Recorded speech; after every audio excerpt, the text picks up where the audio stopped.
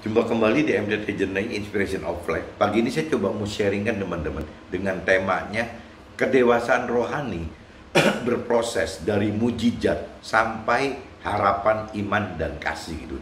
Jadi kedewasaan rohani ini mengalami proses teman-teman. Jadi kalau saya sering umpamakan menurut pengertian saya sendiri, kalau kedewasaan rohani itu dibagi 4 tahap teman-teman ya, sesuai periode hidup kita 0 sampai 20, 20 sampai 40, 40 sampai 60, 60 sampai 80. Itu matematisnya seperti itu teman-teman. Jadi kalau yang 0 sampai 20 jangan-jangan secara rohani, secara fisik mungkin kita umur 20, tapi jangan-jangan secara rohani kita masih masuk dalam kategori bayi rohani. Ini cerita yang mayoritas teman. Ada gitu orang yang mungkin baru umur belasan tahun pun memang ada kasih karunia Tuhan yang dengan talenta memang mengenal kedalaman kedewasaan rohani dalam sekali. Tapi saya ambil dari kacamata majority aja, umumnya gitu. Di dunia itu umumnya gitu teman. 0 sampai 20 itu ya kategorinya masih bayi rohani karena belum ada kaitan apa-apa tentang rohani. Begitu 20 ke 40 umumnya teman-teman itu masuk ke dalam kanak-kanak rohani, dalam arti kata sudah lebih banyak mendengar gitu tentang rohani gitu. Nah masuk kategori 40 ke 60 ini harusnya sudah masuk ke remaja rohani teman-teman. Harusnya sudah benar-benar mendalami apa arti dari rohani ini gitu. Nah, Tuhan mau ajak kemana gitu untuk kita. Nah kalau sudah 60-80 ini kan sudah final teman-teman. Ini firman Tuhan katakan bahwa umur kita 70-80. Jadi kalau periode sudah 60 sampai 80 ini sudah titik kritis teman-teman. Untuk hal rohani gitu ya. Kalau kita tidak buru-buru masuk ke dalam rancangan kehendak Tuhan gitu. Nah umumnya dunia teman-teman. Umumnya dunia itu parameternya bukan 60-80 tapi 55 tahun teman. 55 tahun itu adalah batas pensiun gitu. Jadi umur pensiun. Nah, dunia itu menilai bahwa jiwa dan tubuh kita itu yang di bawah 55 tahun itu yang masih masih aktif, masih punya potensi, masih banyak berguna gitu. Tapi begitu sudah menjelang ke 55 sampai lebih gitu. Nah, ini dunia sudah menilai bahwa kita sudah masuk kategori sepuh teman-teman. Jadi kita akan mengalami satu penurunan gitu, penurunan fungsi-fungsi hidup di dunia ini. Karena pola pikirnya dunia dari sisi jiwa dan tubuh saja teman-teman. Lain cerita dari sisi roh gitu. Kalau dari sisi roh itu kan batasnya itu tidak seperti orang dunia teman-teman. Ada cerita di kitab Perjanjian Lama Nabi Kaleb itu dikatakan bahwa Nabi Kaleb umur 85 pun seperti 40 gitu. Baik bentuk tubuhnya, baik dari spiritual jiwanya gitu, sejiwanya maupun spiritualnya maupun dari rohnya gitu. Jadi masih memiliki satu kekuatan. 85 itu masih punya kekuatan seperti 40.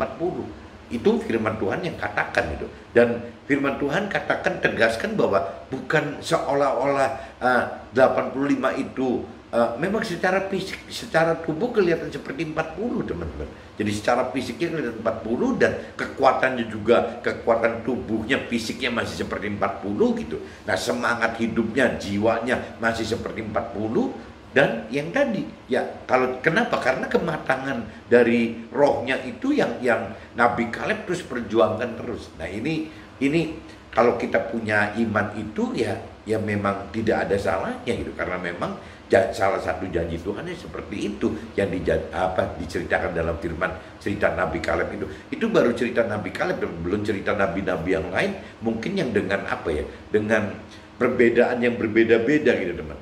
Jadi kembali lagi seperti mungkin nanti ada cerita Raja Daud, ada cerita Raja Salomo, ada cerita Nabi Abraham, ada cerita Nabi Nuh, ada cerita Nabi Ayub gitu. Jadi banyak sekali. Nah itu cuma cerminan bahwa bukan satu hal yang mustahil apabila hidup dengan Tuhan itu kita akan mencapai itu, mendapatkan itu teman-teman. Nah cuman hari ini saya cuma bicara bagaimana ya caranya tingkat kedewasaan rohani kita itu berproses gitu. Nah itu kalau yang saya pelajarin ya dari proses di kitab Perjanjian Lama itu lebih banyak hal-hal yang kaitannya dengan mujizat, di mana saya kategorikan jangan-jangan cerita Perjanjian Lama ini karena untuk orang-orang yang masih balita rohani, anak-anak rohani, remaja rohani mungkin yang mutasi untuk pindah ke dewasa rohani gitu. Nah adapun Perjanjian Baru itu lebih sifatnya kan kelahiran Yesus, di mana saya konversikan menjadi kelahiran firman Tuhan gitu. Jadi bagaimana firman Tuhan itu harus lahir di hati kita masing-masing. Nah, waktu firman Tuhan lahir di hati kita masing-masing, apa yang disebut mujizat yang kaitannya banyaknya dengan kesusahan duniawi itu ternyata berubah menjadi bagaimana target hidup kita bukan mencari kesusahan duniawi, tapi target hidup kita itu di dalam perjanjian lama, perjanjian baru itu bicara target keselamatan akhirat, teman-teman. Jadi masalah kesusahan duniawi itu adalah bukan kita mencari gitu, yaitu Tuhan tambahkan gitu. Yang kita cari dalam hidup kita selama hidup di dunia ini adalah bagaimana yang mencari keselamatan akhirat. Itu yang rancangan dan kehendak Tuhan gitu. Apabila kita punya kedalaman pengenalan pengertian firman Tuhan, dan juga kita punya kemampuan untuk mengerti dan melakukan firman Tuhan lewat roh Tuhannya gitu. Nah, ini yang kita butuh geluti terus, teman-teman. Meskipun ada pengenalan pengertian yang semacam ini pun dalam prakteknya, teman-teman, melakukan firman itu nggak mudah, teman-teman. Terus kita alami kebimbangan karena memang kembali lagi kita masih hidup di dunia gitu. Bagaimana kita mau beriman kepada Tuhan yang tidak kelihatan? Bagaimana kita bisa percaya beriman akan firman-firman Tuhan di mana yang membuat firman Tuhan nggak pernah nampak gitu. Nah, ini butuh iman. Ya, jadi akhirnya yang tadi dikatakan di judul gitu. Jadi startnya itu kedewasaan roh itu lahir dari mujizat, diawali dari mujizat, dan mestinya berakhir kepada pengharapan iman dan kasih yang Tuhan inginkan, Tuhan rancangkan dengan kehendaki. Jadi mujizat banyaknya di perjanjian lama, kalau pengharapan iman dan kasih banyaknya di perjanjian baru. Nah, ini kitab Nasrani, Alkitab ini mecahkan dua ini, teman-teman. Mudah-mudahan yang disebut firman Tuhan katakan, yang sebutkan bahwa yang namanya perjanjian baru adalah penyempurnaan dari perjanjian lama, teman-teman bisa tangkap maksudnya gitu. Dengan saya coba sharingkan pagi ini disimpalkan gitu, disimpelkan secara pola pikir pengusaha dan orang-orang karir. Jadi perjanjian lama itu orientasinya banyaknya kemujizat, di mana ujungnya adalah kesusahan duniawi. Ya sebagai sebagai semacam kayak daya tarik lah, promonya firman Tuhan, promonya Tuhan gitu untuk orang masuk ke dalam firman Tuhan gitu. Nah, tapi setelah kita dewasa rohani, ya kita akan masuk ke dalam perjanjian baru yang targetnya bukan sukses duniawi tapi keselamatan akhirat gitu. Bagaimana kita bisa mencapai keselamatan akhirat seperti rancangan dan kehendak Tuhan. Ya pasti kita akan mengalami hal-hal yang menderita gitu, hal-hal yang berduka cita kalau firman Tuhan katakan. Meskipun kita setelah ada pengenalan kedalaman, pengertian akan Tuhan, duka cita itu benarnya berubah menjadi sukacita secara rohani, teman-teman. Duka cita itu ya duka cita secara jiwa dan tubuh gitu. Tapi kalau secara rohnya ada sukacita. Nah, ini yang coba kita alamin gitu. Coba kita harus masuk ke dalam seperti ini gitu. Nah, ini untuk bisa lebih ada dasar dari firman-Nya, teman-teman. Saya coba kutip dari kitab Lukas, teman-teman. Kitab Lukas pasal 1 ayatnya 30 sampai 38. Coba teman-teman baca, teman-teman. Kitab Lukas pasal 1, teman-teman, ayatnya 30 sampai 38. Kitab Lukas pasal 1 ayatnya 30 sampai ayatnya ini berarti 30 sampai 38, teman-teman. 30 sampai 38 itu berarti, coba teman-teman cari. Ini tentang pemberitahuan tentang kelahiran Yesus. Berarti pemberitahuan tentang kelahirannya firman Tuhan kalau menurut versi saya gitu. Nah, ini coba kita baca 38, teman-teman. 38 sampai dengan 38 sampai 3. Oh, ini 30 teman-teman. 30 teman-teman sampai ke 38, teman-teman. Coba teman-teman cari dulu, ketemu enggak? 30 sampai 38. Nah, isinya, teman-teman, Kata malaikat itu kepadanya, "Jangan takut hai Maria, sebab engkau beroleh kasih karunia di hadapan Allah. Sesungguhnya engkau akan mengandung dan akan melahirkan seorang anak laki-laki, dan hendaklah engkau menamai dia Yesus," gitu. "Ia akan menjadi besar dan akan disebut anak Allah yang maha tinggi, dan Tuhan Allah akan mengaruniakan kepadanya tahta Daud bapak leluhurnya," gitu. "Dan ia akan menjadi raja atas kaum keturunan Yahudi sampai selama-lamanya, dan kerajaannya tidak akan berkesudahan." Kata Maria kepada malaikat itu, "Bagaimana hal itu mungkin terjadi? Karena aku belum bersuami." Karena Maria waktu itu belum bersuami gitu. Jawab malaikat itu kepadanya, Roh Kudus akan turun atasmu, dan kuasa Allah yang maha tinggi itu akan menaungi engkau. Sebab itu anak yang akan kau lahirkan itu akan disebut kudus gitu, anak Allah gitu. Dan sesungguhnya Elisabeth anakmu itu, ia pun sedang mengandung seorang anak laki-laki pada hari tuanya, dan inilah bulan yang ke-6 bagi dia, yang disebut mandul itu gitu. Si Elisabeth ini juga mandul, teman-teman. Sebab bagi Allah tidak ada yang mustahil. Kata Maria, "Sesungguhnya aku ini adalah hamba Tuhan, jadilah padaku menurut keberkataanmu." Lalu malaikat itu meninggalkan dia. Nah, ini cerita ini, teman-teman. Dalam sharing pagi ini saya cuma ingin mengambil cerita ini dari sisi, yaitu teman-teman, bahwa seperti contohnya Maria yang masih perawan itu tahu-tahu bisa mengandung Yesus gitu. Ya ini kan mujizat, kalau kan nggak mungkin, teman.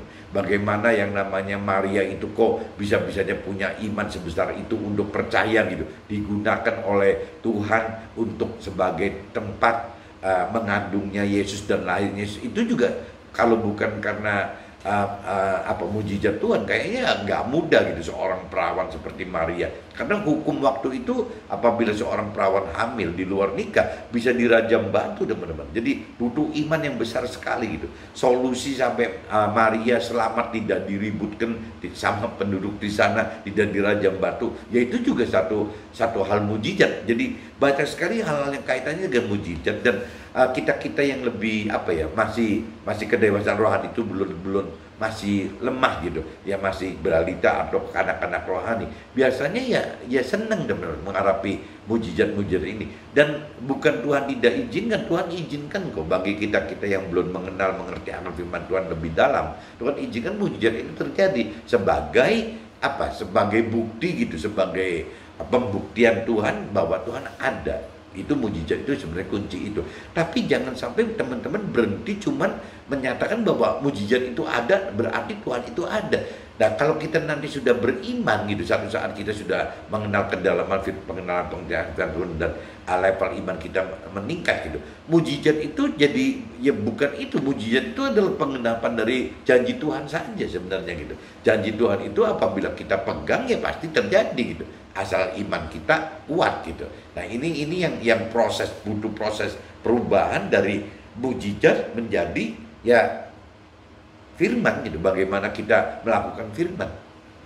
Karena apabila kita melakukan firman Tuhan, ya pasti janji-janji Tuhan ya terjadi gitu, seperti halnya mujizat tadi kan. Cuman ini benar-benar kita tahu, kalau mujizat kan kita nggak bisa tahu kenapa kok bisa tahu kejadian seperti itu gitu. Tapi kalau cerita melakukan firman kan jelas nyata gitu, bahwa memang ya kedalaman pengenalan firman-Nya, perintah Tuhannya seperti itu. Nah, apabila kita lakukan ya pasti yang namanya janji Tuhan tertuai gitu. Jadi jelas, jadi ada take and give-nya ya. Jadi tabur tuainya itu nyata. Tapi kalau mujizat kan nggak nyata, tabur tuainya nggak nyata. Itu ya sekehendak Tuhan saja gitu, sekarap-karapnya Tuhan. Tapi kalau cerita kita sudah masuk ke dalam firman Tuhan, melakukan firman Tuhan, itu ya memang jadi tabur tuai gitu, jadi istri. Nah, cuman yang mau mengerti ini ya butuh waktu, butuh kedalaman untuk mengerti firman Tuhan seperti ini, butuh waktu untuk bisa menaikkan level iman percaya kita kepada Tuhan ya dengan proses-proses alami permasalahan dan penderitaan tadi, teman-teman. Nah, ini saya udah bacakan di kitab Lukas, teman-teman. Kitab Lukas ayatnya 30-38. Nah, sekarang coba teman-teman masuk, saya cross gitu dengan kitab 1 Petrus, teman-teman. Kitab 1 Petrus ayatnya pasal 1, teman-teman. Ayatnya dari 3 sampai 9, teman-teman. Dari 3 sampai 9. Nah, ini saya coba bacakan, teman-teman. Kalau cerita di judul perikopnya, sebenarnya ayat ini dari 3 sampai 12, teman-teman. Cuma saya potong 3-9 aja gitu.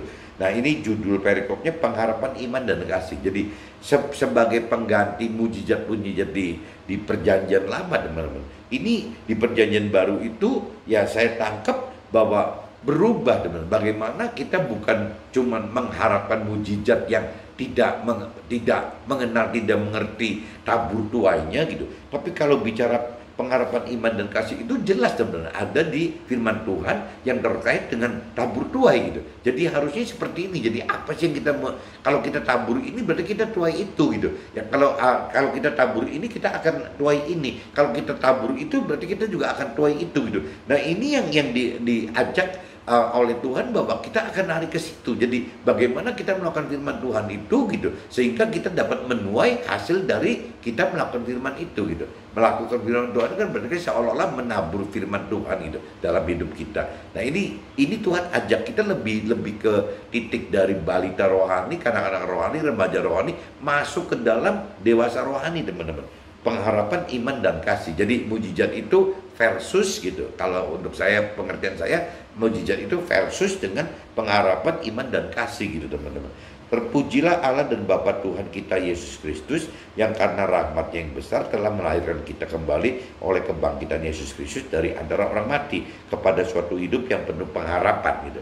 Nah, ini setelah Yesus mati otomatis timbul pengharapan gitu. Nah, ini ceritanya kan karena waktu Yesus mati ya berarti Yesus itu menjadi firman Tuhan bagi kita, dan sekaligus ada Roh Kudus yang ditinggalkan untuk kita, teman-teman. Roh Tuhan yang ada di dalam roh kita yang dihidupkan. Jadi waktu Yesus wafat itu gitu, berarti ada dua yang turun gitu. Satu, firman Tuhan turun gitu di dalam kita, dan juga roh Tuhan, teman-teman. Roh Tuhan atau yang Nasrani katakan Roh Kudus, atau orang Muslim katakan katanya sharing saya dengan teman-teman katakan nur gitu. Nah, itu turun atas kita. Berarti waktu Yesus wafat itu ada dua yang turun gitu. Satu, firman Tuhan ya Yesusnya pribadi gitu, ditambah dengan Roh Kudus, roh Tuhan yang diberikan Tuhan kepada Yesus dan kepada kita juga gitu. Jadi ada dua, teman-teman. Firman Tuhannya berarti berupa wujudnya Yesusnya, dan Tuhannya itu memberikan roh Tuhan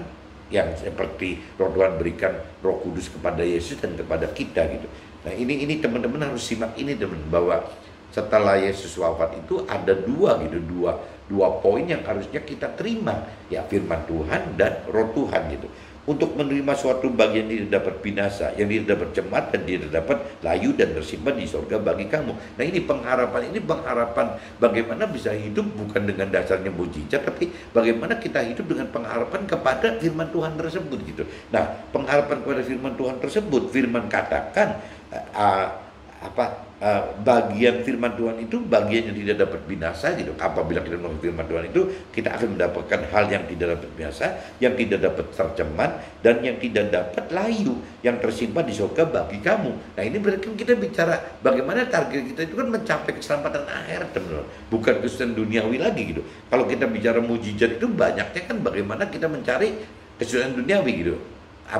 Kesusahan duniawi ya banyak, benar, harta, mungkin kesehatan, yang tadinya mau mati jadi nggak jadi mati gitu, yang tadinya mau bangkrut jadi nggak jadi bangkrut, yang tadinya bermasalah tidak bermasalah, ya itu gampangnya gitu. Nah, tapi kalau cerita kita hidup di dalam melakukan firman Tuhan, ya kita udah beda, teman-teman, bahwa yang ditargetkan sesuai rancangan kehendak Tuhan itu adalah bagaimana kita mendapatkan bagian melakukan firman Tuhan, mendapatkan bagian apapun juga di dalam akhirat kekal gitu, yang tidak bisa binasa, yang tidak dapat cemar dan tidak dapat layu. Ini janji Tuhan. Jadi bukan janji di dunia ini. Banyak orang duniawi atau orang yang punya keyakinan, yang percaya Tuhan dan mengenal Tuhan, tapi kurang benar karena tidak mengerti firman Tuhan. Biasanya yang mengharapkan ukuran Tuhan itu adalah dipaksa, Tuhannya dipaksa untuk dikaitkan dengan kesusahan duniawi gitu. Padahal sama sekali tidak bisa, teman, karena beda sekali itu. Apa yang Tuhan rancang kehendaki adalah keselamatan akhirat, apa yang dunia dan orang keyakinan targetkan adalah ya kesusahan duniawi. Jadi beda, teman-teman. Yaitu kamu yang dipelihara dalam kekuatan Allah karena imanmu, sementara kamu menantikan keselamatan yang telah tersedia untuk dinyatakan pada zaman akhir gitu. Bergembiralah akan hal itu sekalipun sekarang ini kamu seketika harus berduka cita oleh berbagai-bagai pencobaan. Nah ini firman Tuhan juga udah ingatkan di ayat 8 ini teman-teman, di 1 Petrus 1 ayat 8 ini, bahwa ayat 6 ini, bahwa melakukan firman itu pasti ada duka cita teman-teman. Karena mengalami banyak sekali pencobaan-pencobaan. Nah ini proses itu. Justru ini adalah proses bagaimana kita mendapatkan pengharapan iman dan kasih yang Tuhan rancang dan kehendaki bagi kita gitu. Memang prosesnya harus alami ini teman-teman. Kalau tanpa ada proses ini, kita sudah bicara bahagia, sudah sukacita, sudah dapatkan segala macam keamanan, kita dapat jaminan kehidupan, ya akhirnya berhenti di dunia teman. Nah, waktu kita berhenti di dunia, ya Tuhan yang sedih gitu, karena apa yang Tuhan harapkan kan kita masuk ke dalam bersama akhirat, bukan mendapatkan sukses duniawi sampai meninggalnya kita gitu. Nah, saat sudah kita di dunia meninggal, ya udah nggak ada bisa perubahan apa-apa teman. Bagaimana bisa masuk ke keselamatan akhirat gitu? Karena prosesnya sudah berakhir. Ya berarti kalau masuk neraka ya akan masuk neraka. Mungkin yang orang baik ya akan masuk surga sebagai anggota masyarakat biasa. Sedangkan Tuhan pengen kita sebagai timnya Tuhan gitu. Nah yang harus melakukan firman Tuhan dan bahkan mengajarkan firman Tuhan. Firman Tuhan katakan begitu. Jadi teman-teman hati-hati, di ayat 6 itu sudah tidak aneh apabila kita melakukan firman Tuhan itu harus alami duka cita untuk berbagai-bagai pencobaan. Nah maksudnya apa sih kita mesti alami duka cita gitu? Maksud semuanya itu ialah untuk membuktikan kemudian iman kita yang jauh lebih tinggi nilainya daripada emas dan fana gitu. Nah ini jangan urusan duniawi gitu, yang diuji kemudiannya dengan api, sehingga kita memperoleh puji-pujian, kemuliaan dan kehormatan pada hari Yesus Kristus menyatakan dirinya gitu. Jadi waktu ada penghakiman ya Tuhan akan happy gitu dengan iman kita yang dengan pengharapan iman dan kasih kita gitu. Nah ini yang akan ada penghakiman pada akhir zaman gitu. Sekalipun kamu belum pernah melihat Dia, namun kamu mengasihinya, kamu percaya kepada Dia. Sekalipun kamu sekarang tidak melihatnya, kamu bergembira karena sukacita yang mulia dan tidak terkatakan gitu. Karena kamu telah mencapai tujuan imanmu, yaitu keselamatan jiwamu. Nah ini balik lagi teman-teman. Kalau orang yang sudah dewasa rohani, orang ini akan mengalami begitu. Dalam hidupnya berduka cita kalau mengalami masalah-masalah pencobaan. Itu bicara tubuh dan jiwanya gitu. Tubuh dan jiwanya. Tapi bicara rohnya, dia itu malah mengalami sukacita gitu. Karena waktu mengalami penderitaan ini, ya berarti adalah satu tanda bahwa kita di dalam jalan yang benar gitu. Ya karena memang firman katakan bahwa apabila kita melakukan firman, ya kita akan menghadapi penderitaan yang sebagai ujian coba. Untuk apa? Ya untuk kita terbukti gitu, lulus gitu. Dalam arti kata ya proses ujian iman dan kasih kita tentang melakukan firman Tuhan ini gitu. Jadi ya kembali lagi di dalam roh kita, dalam jiwa sama tubuh kita boleh menderita dan boleh berduka cita, boleh merasa mengalami banyak sekali ujian cobaan itu. Tapi kalau dalam roh kita, yaitu ada sukacita. Ini firman yang katakan di ayat 8 teman-teman, bahwa memang ada sukacita yang mulia yang tidak terkatakan. Di mana? Bukan di jiwa dan roh kita, tapi di roh kita. Bukan di jiwa dan tubuh kita, tapi di roh kita. Nah, setelah kita alamin ini, benar-benar kita beriman nih teman-teman, ya otomatis roh ini akan mengaruhi jiwa dan tubuh kita gitu. Akhirnya tidak merasakan penderitaan apa-apa gitu. Ya kan setelah kita tahu itu, ya nggak ada akan mengalami penderitaan. Karena kamu telah mencapai tujuan imanmu. Kenapa? Kenapa kita tidak merasa menderita gitu? Tidak merasa menderita lagi waktu mengalami ujian coba. Karena pengalaman pengertian kita yang berubah dan level iman kita yang Tuhan katakan di ayat 9 itu, karena kita telah mencapai tujuan iman kita gitu. Ya yaitu keselamatan jiwamu, yaitu keselamatan akhirat gitu. Intinya gitu teman-teman. Di kitab 1 Petrus pasal 1 ayat 39 isinya seperti itu. Nah, sekarang coba saya masuk ke dalam sharing saya teman-teman, apa yang saya alami dalam hidup saya gitu. Saat kedalaman pengenalan dan pengertian akan firman serta iman percaya kepada Tuhan belum total gitu, maka Tuhan persiapkan kita dengan makanan rohani yang sesuai dengan situasi dan kondisi rohani kita. Jadi Tuhan itu maha adil, Tuhan itu maha tahu gitu. Sehingga waktu kita mengalami awal-awal gitu, waktu kita balita rohani atau kanak-kanak rohani, bahkan remaja rohani, Tuhan tahu gitu, ya kasih makanan yang memang makanan rohani yang sesuai dengan situasi kondisi saat itu, situasi kondisi rohani saat itu gitu. Jadi kalau kita masih balita, ya makanannya balita. Waktu kita anak-anak, ya makanannya ya kelasnya kanak-kanak. Ya waktu kita remaja ya kita dikasih makan remaja gitu. Nah waktu dewasa kita juga dikasih makanan rohani yang udah untuk level dewasa. Dalam kitab suci perjanjian lama, Tuhan persiapkan kita dengan makanan rohani yang lebih ringan atau lunak gitu. Jadi kalau istilah firman Tuhan katakan susu, masih berupa susu, bukan makanan keras gitu. Agar kita dapat hidup dengan mujizat-mujizat Tuhan sebagai alat dan jalan dewasa rohani. Jadi Tuhan ciptakan mujizat-mujizat itu ya seperti itu sebenarnya. Gunanya itu untuk bagaimana mengajak kita, menuntun kita masuk ke dalam kedewasaan rohani. Kedewasaan rohani adalah bukan mujizat gitu. Kedewasaan rohani adalah bagaimana berpengharapan, beriman dan kasih, memberikan kasih kepada sesama secara apa? Jadi rancangan tindakan Tuhan gitu. Jadi bukan mujizat lagi gitu. Karena setelah kita lebih dewasa rohani, kita akan dituntun untuk mulai tidak selalu andalkan pengharapan dari mujizat-mujizat saja teman. Ya, mujizat-mujizat yang bersifat duniawi saja. Mujizat itu umumnya duniawi teman.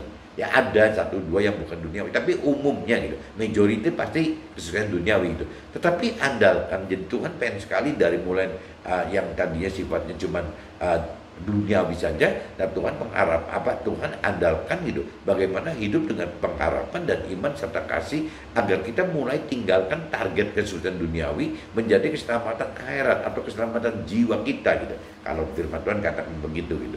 Nah, butuh perubahan rohani dari pola-pola mujizat kepada pengharapan kepada pola pengharapan dan iman serta kasih. Ya, maka Tuhan tuntun kembali kita dengan kitab suci perjanjian baru gitu. Jadi bukan cuma perjanjian lama, tapi Tuhan tuntun lagi dengan memberikan perjanjian baru. Nah, di mana di apa ya?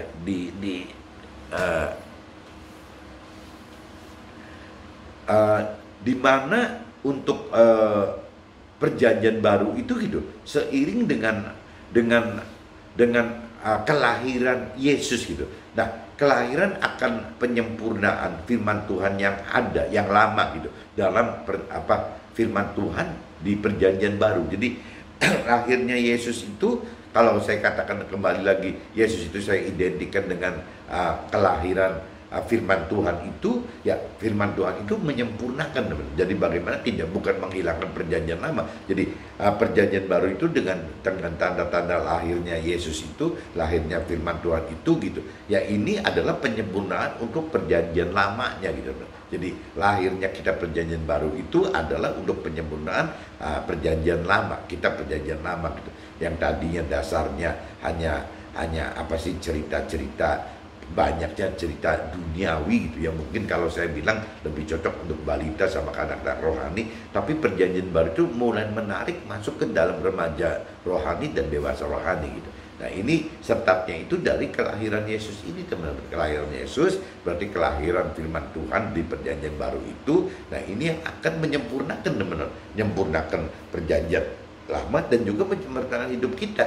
Menyempurnakan dalam arti kata kita akan mendapatkan keselamatan akhirat dengan cara mencari gitu. Kita harus berjuang mencari keselamatan akhirat dengan bonus ya tambahan kesulitan duniawi teman. Itu janji Tuhan seperti itu gitu. Nah, pengharapan dan iman serta kasih ialah hidup yang penuh pengharapan bersama Tuhan, yang tidak dapat binasa dan tidak dapat cemar serta tidak dapat layu gitu ya, seperti tadi firman katakan, dan semua itu tersimpan dalam keselamatan akhirat gitu. Jadi apa yang Tuhan maksud tidak bisa binasa, apa yang tidak bisa layu, apa yang tidak bisa cemar, ya cuman adanya di keselamatan akhirat aja teman-teman. Kalau bahasa firmannya bisa keselamatan akhirat atau keselamatan di dalam jiwa kita sendiri gitu. Jadi keselamatan akhirat itu sebenarnya bukan dijangkau untuk nanti saja. Apabila kita sudah bisa melakukan firman Tuhan secara total gitu, ya sebenarnya kita sudah melakukan keselamatan akhirat gitu. Proses ini, nah mungkin tugas kita tinggal bagaimana bukan cuma melakukan firman, tapi mengajarkan firman kepada sesama kita gitu. Nah, keselamatan akhirat hanya dapat ditebus dengan berduka cita atas percobaan-pencobaan hidup untuk proses pembuktian kemurnian iman kita saat penghakiman surga gitu. Dan Tuhan tahu jika kita percaya kepada Tuhan, walau seorang sekarang kita tidak melihat gitu, karena kita sudah mencapai ya ya tujuan iman yang tadi, iman yang memang untuk sampai ke titik keselamatan akhirat atau keselamatan jiwa tadi gitu. Jadi kenapa kita bisa beriman ke Tuhan, dasarnya tidak melihat itu ya karena memang balik lagi teman, memang itu adalah ujian, tujuan dari proses iman kita gitu ya di dunia ini.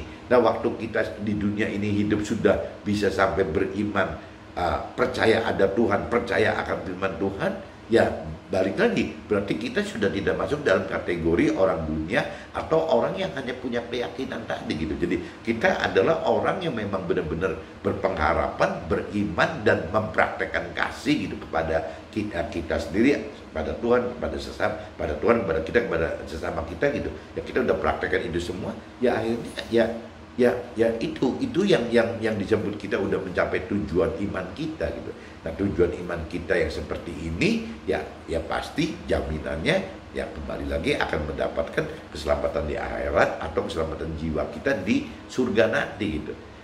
Nah ini saya coba pagi ini saya sharingkan seperti ini teman-teman. Jadi mudah-mudahan seperti yang tema saya cantum itu gitu.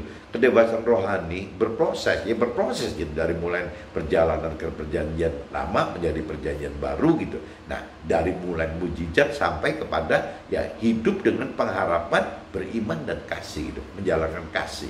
Nah ini semua akan terjadi dari proses mulai balita rohani. Ya mungkin kalau saya kategorikan matematis 0 sampai 20 tahun, kaitannya 20 sampai 40 tahun adalah masuk ke dalam kekanak-kanakan rohani ya, dan masuk lagi ke dalam keremajaan rohani, dan masuk ke dalam 60-80 adalah bagaimana ya kita harus mencapai gitu teman, harus mencapai tujuan iman yakni keselamatan jiwa atau keselamatan akhirat ini.